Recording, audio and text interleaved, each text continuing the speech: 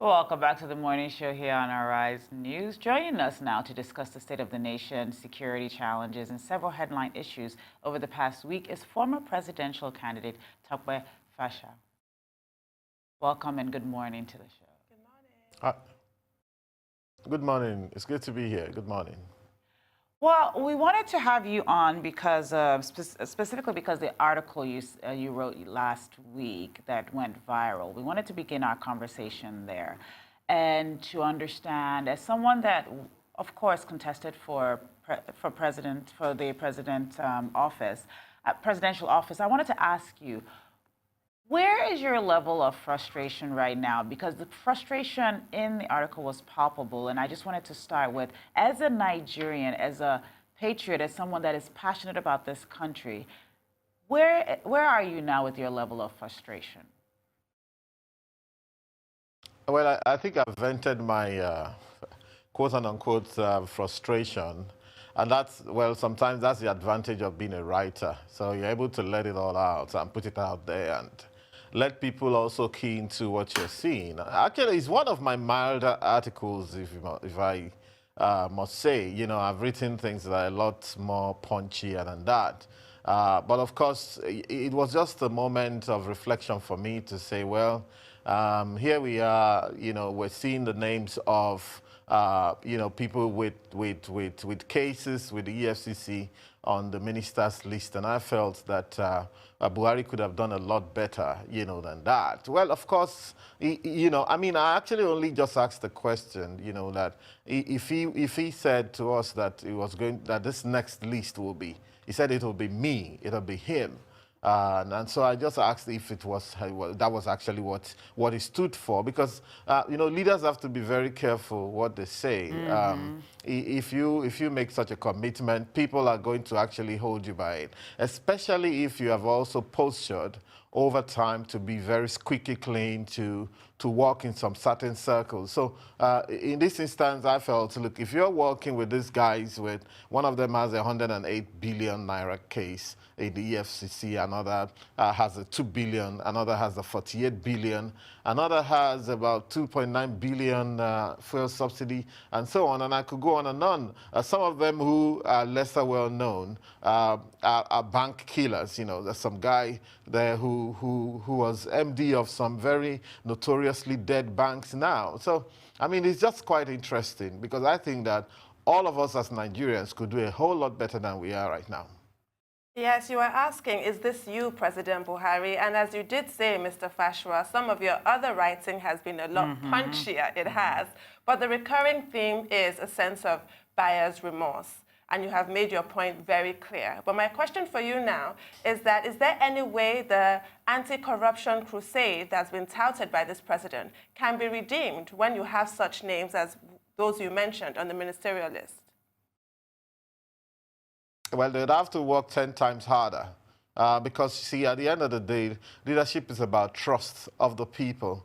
And there's no way any leader will be successful if you don't get if you can't rally your followers behind you. What's a leader? A leader is someone with a follower, at least one follower. You know, but the moment as a national leader, you have your followers peeling away from behind you, you've got a problem. There's no way your policies will succeed. You can't do everything on your own. You can't be everywhere at the same time. In fact, what we've seen is, I mean, for example, you know, I mean, there were youth, people less than 35 years, who are very hopeful of being included in the government at that level. There were ladies, women who also thought they'd be included, and the president even at some point made some sudden promise to these people, which, however, at the end of the day, what we saw was a political list. Maybe, I mean, of course, people aren't guilty until they've been proven so by a court of law. But of course, there's perception, and many times they say perception is reality. So the government will have to work 10 times harder to reconvince people that they are committed to to the anti-corruption war. And of course, we know that corruption is a major issue. I don't even call it corruption. It's some sort of, some sort of psychological disconnect, some sort of pathological thing going on when people will take what belongs to everybody and generally just lock them away somewhere, and then you don't have, they can't even spend it. They can't deploy it as they should, and this goes into what we call in economics dead capital. At best, maybe to buy houses and estates which nobody lives in. We have so many of them, hundreds of thousands of them around the country, and those monies aren't working for the development of the country, as it were. So this is a major issue, and we would have actually wanted, I contested against the president, but we would have wanted a scenario where he actually gets something done on that front. But what seems to be the case now is that we're not doing well on the economic front. The security front is also quite shaky. And of course, even on the so-called anti-corruption front, which is supposed to be the forte of this very president, we seem to be losing the plot as well. I think one of the reasons why this resonated so much with other people is because I think the whole country is in a state of buyer's remorse and also in a state of frustration because they don't see, people don't project that the economic indexes or human development indexes are going to be remarkably changed under this leadership and the ministers that have been put forward. What can you say to Nigerians as they sort of walk? Because I mean, it's palpable, the feeling of what is going to happen over the next 4 years. What can the average Nigerian do? What can people do to see if they can at least change course, the current course we're on? Well, okay, first of all, the thing I'd like to say to Nigerians is that the next time they see people like me on the ballot, they should vote for us, right? Because it's not just all about the sound and fury. You need to sometimes vote for ideas. You need to also learn how to look for honesty and sincerity of purpose. And you also, I mean, today is Sunday. A lot of people are going to be in church, but the truth is also that people go to all these places, but they don't act the faith. I mean, if you looked in the Bible, a lot of times it was young people who sometimes had no experience and, however, were true to their causes. Those were the people who moved the needle in the lives of nations. I mean, so if Nigerians are suffering buyer's remorse, well, good luck to them. They had guys like me, mention other names. There was Fela, there was Mogalu, there was Sowore, there were other people who actually pushed forward and actually tried to, So, but what can Nigerians do now? Yeah, it's unfortunate, but I think that Nigerians must continue to not be critical, but we should help ourselves by getting involved in governance, from whatever station we find ourselves. So that's what I do. I'm a columnist, Even among the presidential candidates of that era, I'm one of the consistent, I'm perhaps the only consistent columnist here. So if it's writing you can do, keep writing. Even if it's Facebook, you can, whatever, social media, why not if not? But look, this is your country. We have to save this country. Right now, this country sits at the edges like never before. If you look at it, even geographically, whether in the northwest, the northeast, the north central, the southwest, we've got problems in all of these places. We hear about kidnappings and banditry and all that stuff, going on around, and the people are also pitched against us. So why is this so? We've had so many opportunities to unite this country, which we haven't used. We have a lot of our leaders stepping forward to say, well, I'm first of all from my tribe before being from Nigeria. And what that does is that it depreciates the value of being a Nigerian. I believe that we can work on this entity and we can make it great. So now that we know that the current ministerial list we have is largely political, and we're not going to see them coming out with out-of-the-box ideas. For example, on the economy, I don't see, there's no economist there. I heard there's one lady, I think it's Bemi Saraki, maybe read economics a long time ago, but she's been a politician for as long as I can remember. And we don't see, if you say you're an economist, for example, where are the ideas that you have put forward in the public space to challenge the status quo and to say and to think outside the box and say this is what we can do. For example, I was pushing for a double-digit economic growth, 15%. I believe we can do it. And if I say this, what I mean is basically that all Nigerians can be 15% more productive year on year. Let's even make it 10%. We all can earn 10% more money than we're earning right now. We all can be 10% more productive than we are right now. And those are the kind of things I pin my ideas. And I believe that Nigerians should know that right now, yes, everybody has been a government on their own. Everybody will perhaps continue to be even more of a government on their own to provide for everything you need. But because we are Nigerians, we have to assist our leaders by pushing out the best ideas, by challenging them. Sometimes we can get vehement about it, not violent, but vehement about it to say, guys, we are not getting it right. This country is expiring. We can do a whole lot better than this. You can also do comparison with what's going on around the world, even in Africa here. I mean, for example, the budget for education in South Africa alone this year is equivalent to our entire budget for everything in this country. $30 billion or thereabout, and our budget is less than $30 billion this year, and that's what South Africa has budgeted for education alone.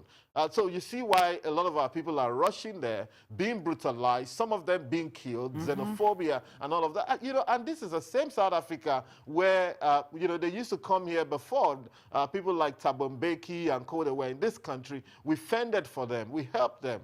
We fed them, in order for them to get their independence. In fact, the truth is also that it's the blacks in that country that go after our people out of hatred and what have you, including their police.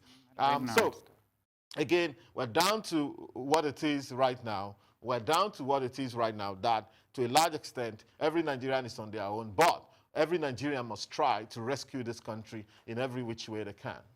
Now, just before we take a break, Mr. Fasua, I'm going to ask you what your views are on the arrest of Mr. Sowore. He's been arrested because he was planning a revolution on August the 5th. For you, the pen is mightier than the sword. As you've said, you're a columnist, you continue to write. That is your way of expressing your views on the current status of affairs. He called for a revolution and was arrested. I'd really like to take your thoughts on that. And also, you talked about the pathological greed that our leaders, or some of our leaders, demonstrate. But I wanted to also address the followers, our followership in Nigeria. I remember your manifesto. You actually wrote extensively, as is your style. How many people bothered to read it? You described our elections as the worst in history. I imagine you were referring to INEC and their failings, security agencies and their failings. But what about the electorate who don't bother to engage on ideas and are just there with their hand open, looking for somebody to come and buy their vote? So there's a lot that we're going to take when we come back from the break. Hold your thoughts, Mr. Fasua. Welcome back to the morning show here on Arise News. We're still with former presidential candidate Tope Fasua. Mr. Fasua, just before the break, I wanted your take on the arrest of Mr. Sowore over the planned revolution, as he called it, for August 5th. And also, whether your frustration extends to the electorate when you describe the last elections as the worst elections in our history. Right, let me start with the electorate, then I'll go to Sowore's issue. The question is a historical question. There's a historical perspective to it, and it's a generational issue as well. So, okay, here are Africans. Let's even take Nigerians. I mean, we were here feeling like the Americans will say, ghetto fabulous, minding our own businesses, waging little wars against ourselves from one settlement to the other, one tribe to another. And then in comes the white man, first of all with slavery, slave trade, and then later on with colonialism, and of course from a much more superior position in terms of technology and their understanding of life. It takes quite that kind of advancement for you to devise ships that will sail 6,000 kilometers from Europe into Africa and navigate direct to where you want to go to and take people out of here and take them back for sale to wherever you were going, So we have to admit that, because that's why I hear a lot of people talking about how we were like very advanced. We weren't quite advanced compared to the white man. That is the truth. Now, if we come to that point, however, what happened next was that with colonization, we were conquered people. That's the truth. It was like a war. And for anyone that says that it's quite a bad thing, but remember that we also waged wars against ourselves, even when the colonial people were here. Even as we speak, if you went to Cross River States now, among the Abi people, the Boki people and co, there's something going on. If you went to Ondo State, where I'm from the people of Agbabu and all of that, and so on, around that area, there's something going on now, intertribal wars and, and so on and so forth. So we weren't kind of holy people sitting down and making good, no.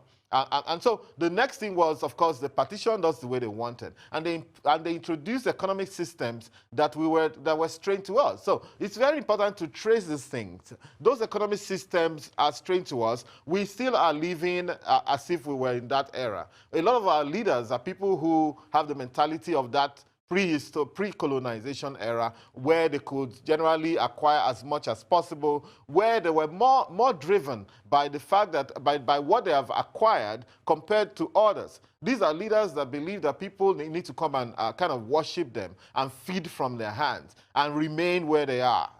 So that's why we have 16 million children on the streets, and nobody seems to be overly worried about that. You don't understand that with 16 million children on the streets without education, your future is twice messed up and destroyed, twice over. You need 2 lifetimes to correct that problem. Nigerians seem not to understand the problem on hand. And of course, so if you have this kind of scenario where, historically we're at a huge disadvantage, and of course we're still saddled with leaders who don't have that sense of urgency to imagine our ways out of this, you can imagine what the followership will be like. The followership is what it is actually, to a large extent. The point is that, they can't know any better.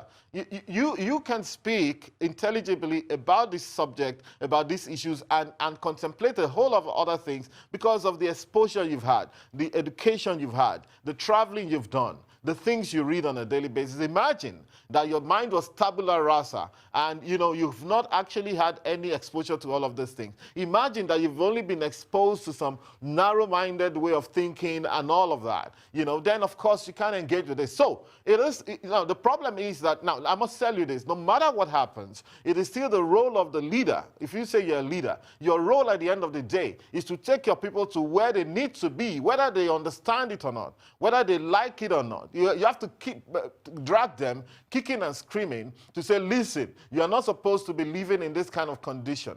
I know a lot of Nigerians, half of this country, they live in conditions that even wild animals will reject. They live in ghettos. They sleep in their own feces in this country. In this Abuja where I live, there are more than 500 ghettos around, and nobody cares. Everybody's thinking about, what's the next luxury estate that we can build and have a swimming pool at the back. But you don't see that the population of all of these very deprived people is doubling on a daily basis, and they're going to close up on you. So if you look at it, it's difficult not to imagine an apocalypse coming in this country. It's difficult not to imagine a point when this gets to the nadir. That's the truth. So again, it's down to the leaders. I don't care how the followers are not supposed to understand. These followers are not supposed to lead themselves. The leaders will have to lead the followers out of this current morass that we find ourselves. So I really don't blame them that much. I had 50 different designs of little pamphlets that I took around. At the back of it, I articulated my idea, whether on security, on housing, on the economy as a whole, on issues of inflation, on issues of debt, crisis, on different aspects of the economy, education, and all of that. I don't expect they will understand. The people I expected to understand were the middle-class people who have been to school. And I always said then that you middle-class people are the ones that should drive down the message down there. However, we must also understand that the poverty is so intense right now that with 2,000 naira, most people will sell the next 4 years. They don't care. 2,000 naira is okay. At best, if you were dealing at 5,000 naira, that's a fortune to a lot of people. And of course, the moment that is done, and that's done over and done with, we're back to the circle again. It's a case of, we don't have food to eat. We can't send our children to school. And all. For those who even care, a lot of people don't even bother thinking of sending their children to school. And those are the people that have even more children. And, it's a major, major crisis. The other day, the government of the day said they were banning the Almajiri thing. But 2 days later, they reversed themselves. And the next thing was we went discussing about cows. And the whole nation went into this hoopla of discussing about cows and Ruga, and should they have settlement in every state of the federation, and why would you even call it Ruga, you know, and all of that stuff, you know. But hey, here we were. We actually showed that we prioritize the lives of cows beyond the lives of humans, because we were planning for cows, how they will move, where they will sleep, how they will get their injections and inoculations, and all of that. I've not seen any of our leaders think about the children of this country and prioritize them and say, where are our children? How many of them do we have? Are they getting their injections? Are they going to school? What's happening to their minds? You know, so to a large extent, I'm ready to forgive the followers of this country, rather, you know, the oi polloi, you know, for not being able to understand the big economic issues and the big issues that affect their future. It is their estate in life. However, what leaders do is to ensure that those numbers are reducing. This morning, in my PhD program, I'm here writing some sort of a dissertation on this. And this morning, I was still reading about Rwanda, you know, and, you know, the way Kagame and Rwanda decided since about 2 years ago to start building some sort of houses for the poorest people in Rwanda. You know, now, we don't think about that. What we do is gentrification.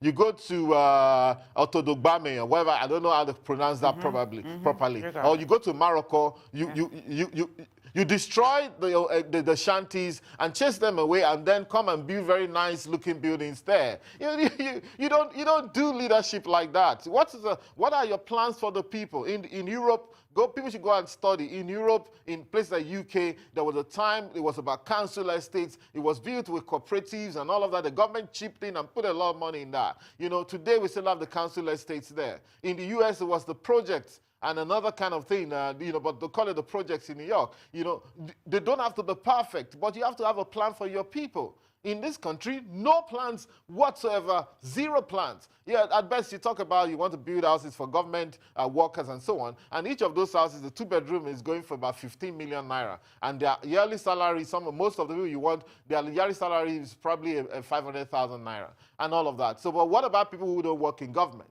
You know, so you see, we haven't actually started. At least some of us are putting the economic issues on the table. Sometimes I get quite tired. I believe that, look, these people can't understand what I'm talking about, you know. So for a while now, I've actually even slowed down on writing. I put out a lot out there, you know, that I could keep on rehashing. On the issue of Sowore, I actually have supported Sowore from the beginning. You know, I may not understand the full detail of what he intends to do.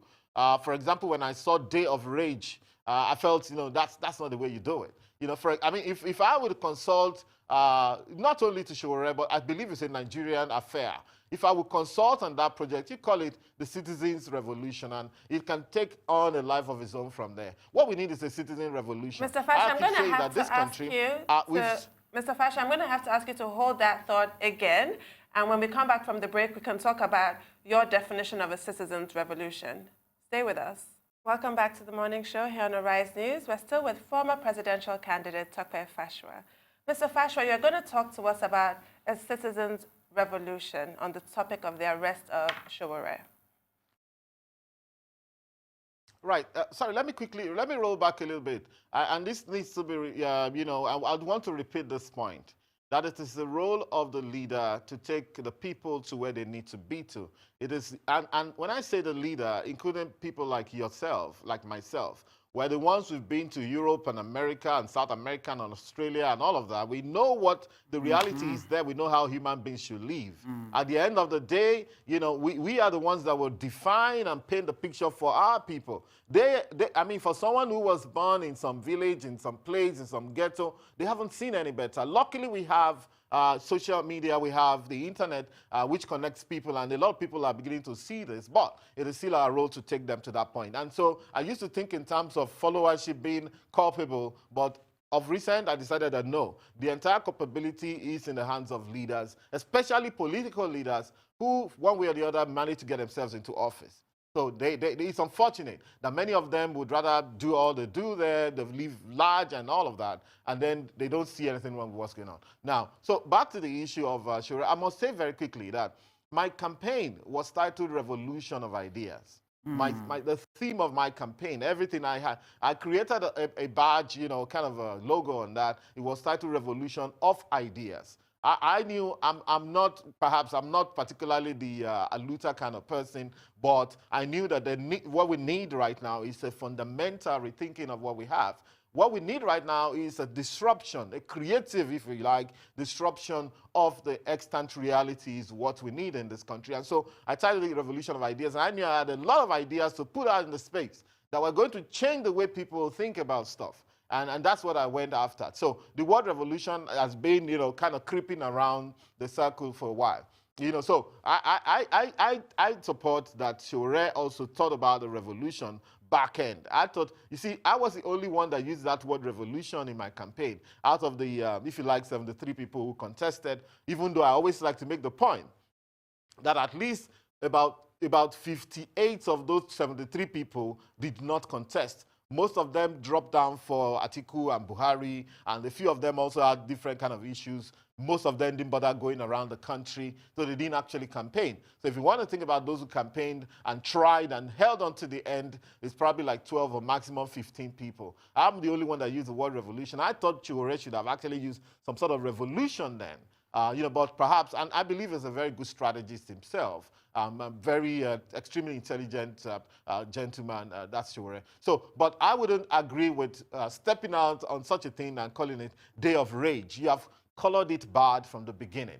And of course, perhaps that's the reason why the clampdown is there. Of course, I'm in several coalitions actually asking for his immediate release. I know that the fact that he was arrested will only make him more famous. A few people have said, oh, Sowore, this is what you should have done instead of contesting for presidency.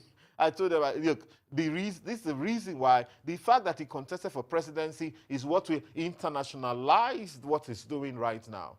By all means, of course, this country is due for a total rethinking of the way we do things. You know, but I believe that it can also and should also be done in a very, if you like, peaceful manner. We can. For as long as we can have peace, let us have peace. You know, but we can send a message. You know, simple sit-ins. They do that in Thailand a lot of times, you know. I mean, everybody just say, okay, fine. Go to the front of Aso Villa, on 100 or 2, you know, if you like, if you can find 1,000 or 2,000 of you, just sit down there and say, okay, we're not leaving today. Anybody that has bread should bring bread. Those who have water should bring water. If you're tired, go home. Let another person come. And you know, it has been very effective. If you go and study places like Thailand, you know, they've had all of that, you know, without actually coloring it like that. But Sowore is a veteran of the struggle. Some say that he knew that he would be arrested and all of that. I believe that he'll also be released in good time. But it's something that needs the attention of everybody, including the government. See, the point is that, you know, for example, I mean, there was an interview given by one House of Rep member recently.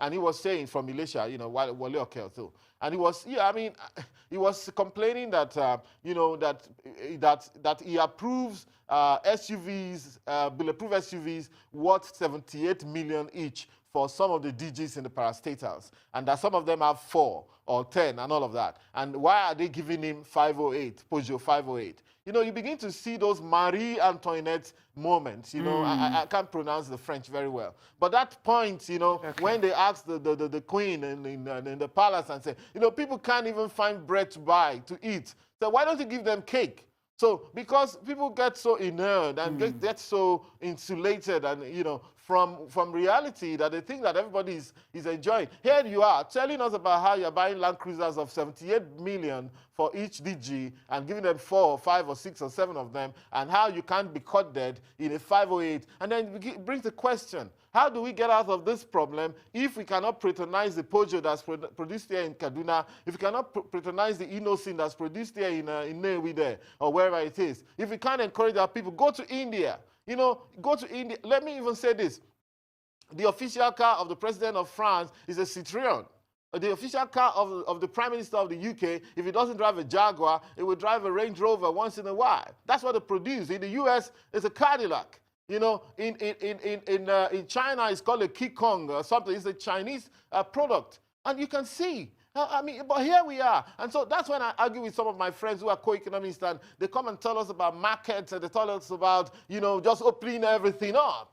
Nobody does open everything up like that. You know, you have to be strategic about it. If we cannot support our own innocent, and we're spending so much foreign exchange, you know, I mean, it goes without saying that, look, we're killing this country. And here we are, you know, I mean, we were owing $35 billion in 2006. We couldn't pay. We were given a write-off of $18 billion, even though we were the only country in Africa and even in South America and Asia who were owing them. We're the only country that was asked to pay something back because we're always bragging. You know, so they told us that, oh, you know, you guys are big boys. You know, we say, yes, you know, we're big boys. You know, we carried our Agbada 1,500 and say, yeah, we can pay. And then we went and paid $18 billion, $12 billion, and then they wrote off $18 billion. Today, our debt profile is at least $80 billion. That is 24 trillion divided by 305. And this year, we need about $2.7 billion to balance the budget this year to cover the deficit for this year. And the Governors Forum is borrowing about $4 billion, you know, and it's quite ridiculous. I mean, this morning I was reading something about open defecation. And the next thing is you hear that, we have a problem with open defecation. We're second in the world, second to India, where they have 1.3 billion people. But no worries, the United Nations and the global bodies are going to help us. I mean, why can't we help ourselves on issues of open defecation? Why is the Governor Forum borrowing $4 billion to eradicate illiteracy when you can launch a volunteering program, even if you can't pay? Talk to those who have been to school, who have jobs right now, and say, please, for 2 hours every other week or whatever, can you go and teach maths and whatever, or English in this local school? A lot of people will take on that if they see your sincerity. And that is how to eradicate illiteracy, not by borrowing more and more money.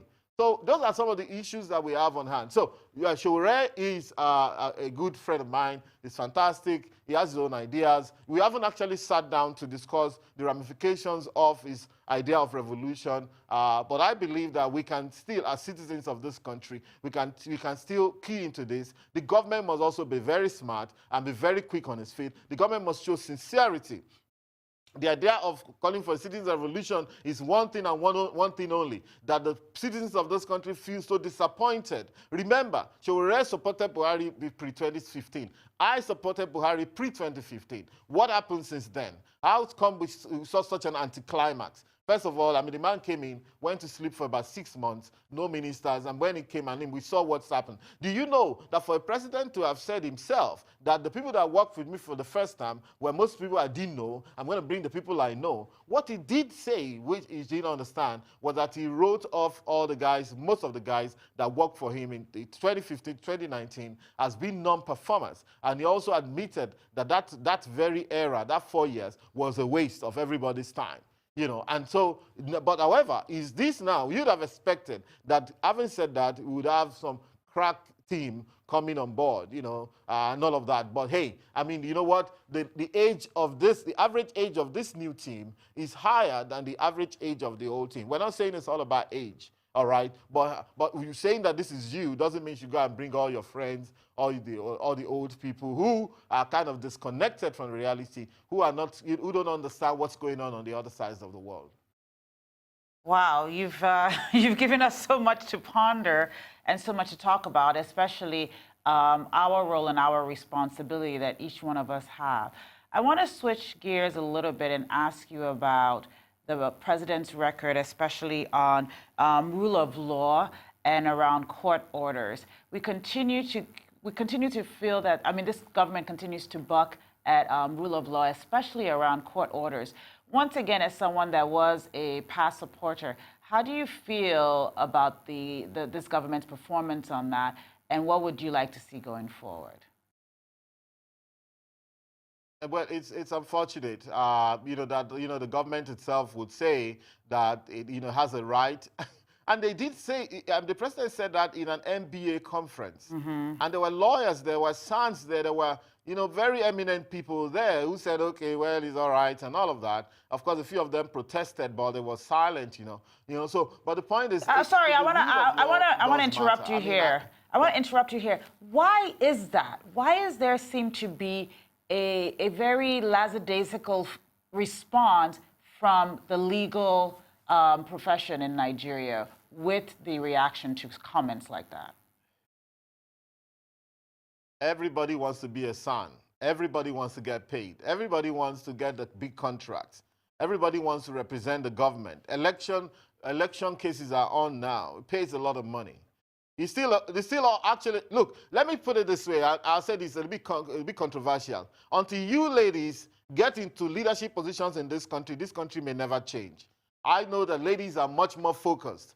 Men, actually, we still live, most of us are still in that hunter-gatherer space, you know, where it's all about how much can I make, how much can I, you know, I mean, it's also useless, really, if you ask me, you know, and of course, a man has to care for his concubines, his wives, his girlfriends, and all that stuff, and then get pulled in every kind of direction. We need women to mainstream in this country. That's why I'm a bit angry with Obi Ezekwesili. I thought she should have gone full blast, you know, and let's begin to test these waters. Because at the end of the day, until you guys get involved. So again, I believe that those people didn't say much, you know, because they believe that, you know, I mean, everybody was trying to protect themselves. And however, it's a very egregious thing for the president to have said. And of course, we can see it on ground. Several court orders to free the Sambo Dasuki say, well, no, this man, because he is an intelligence man and he has a lot of money, I can't let him go. It's not acceptable. It's the law.